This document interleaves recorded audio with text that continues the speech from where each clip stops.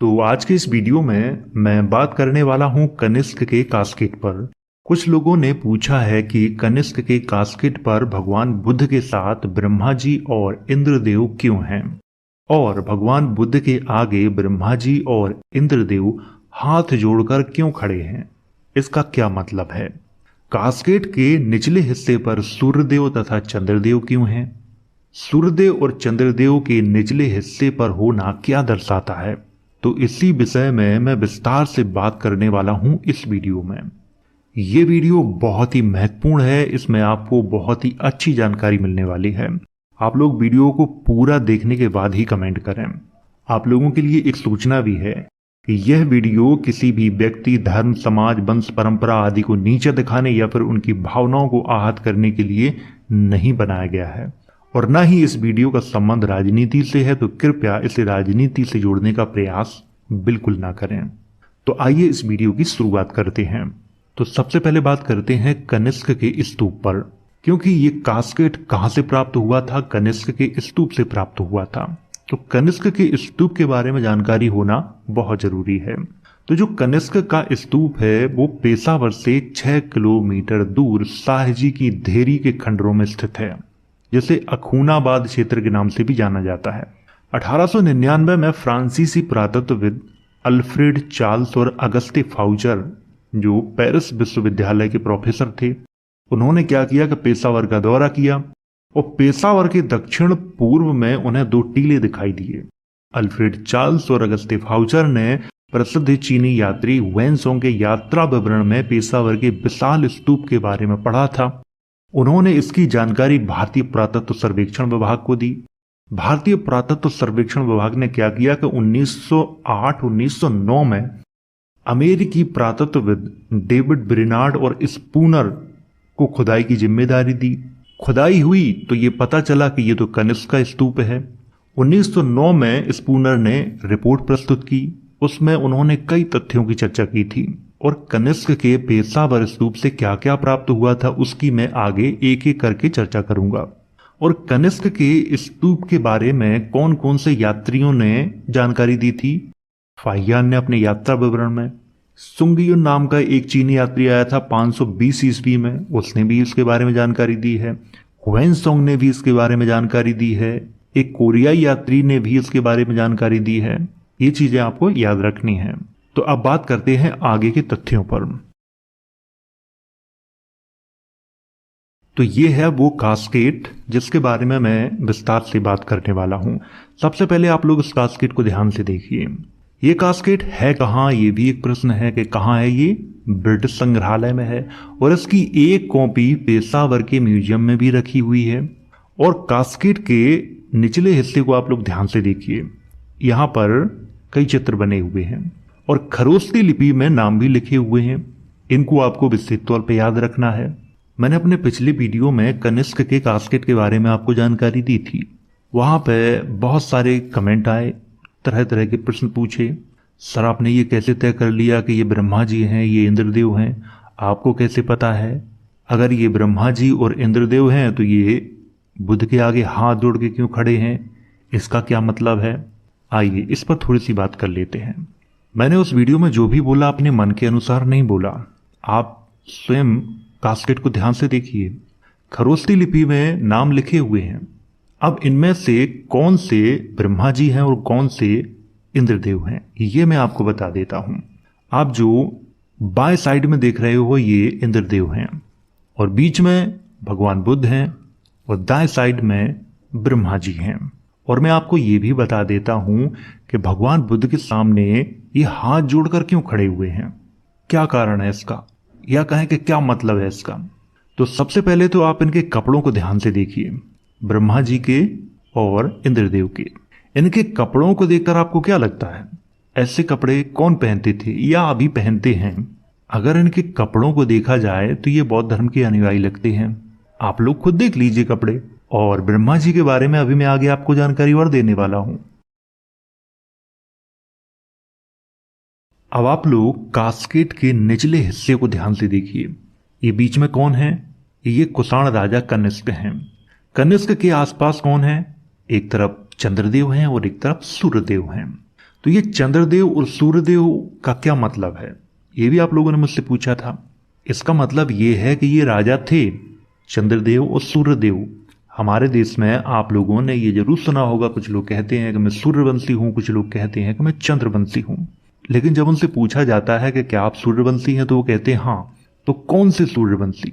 तो वो लोग आसमान की तरफ उंगली उठाने लगते हैं कि वो सूर्य के वंशज हैं। ये बिल्कुल गलत है। वो आग का गोला है, कोई इंसान नहीं है, और ना ही उसका कोई वंशज है।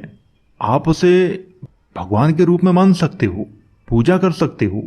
अगर कोई व्यक्ति ये क्लेम करे कि मैं तो सूर्य का वंशज हूं, उनसे ही पैदा हुआ हूं, तो ये सिर्फ मान्यता हो सकती है, वास्तविक नहीं है ये। क्योंकि मान्यताओं में तो आप कुछ भी सोच सकते हैं, जो आपके मन में आए वो सोचो और उसे मानो। लेकिन जो आपने मन में सोचा है जरूरी नहीं वो सच हो। तो यहां सीधा सा ये मतलब है कि सूर्यदेव और चंद्रदेव ये राजा थे, और इन्हीं के वंशज चंद्रवंशी और सूर्यवंशी कहलाते हैं। बस इतनी सी बात है और कुछ नहीं है। कनिष्क के कास्केट के निचले हिस्से पर आप इन्हें देख सकते हो, ये इंसान थे। हमारे यहाँ क्या है कि इतिहास को इतिहास नहीं समझा जाता, बल्कि कहानियों को कुछ लोग इतिहास मानते हैं, कुछ लोग मान्यताओं को इतिहास मानते हैं।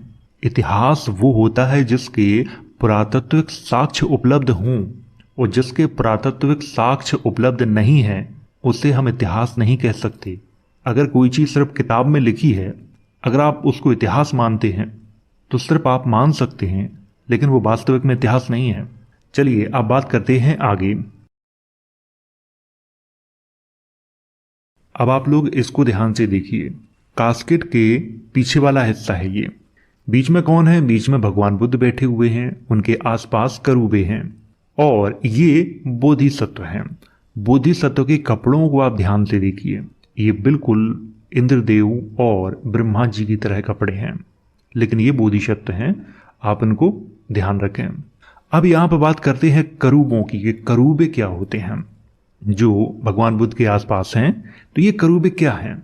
अगर आप पुराने धर्मों के बारे में आपने पढ़ा होगा तो करूबों की वहां पे बहुत ज्यादा चर्चा की जाती है।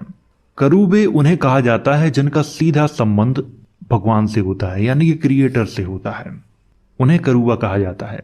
या कहें कि भगवान के दूत को कहा जाता है, उन्हें ही करूबा कहा जाता है। बस आपको इतना समझना है।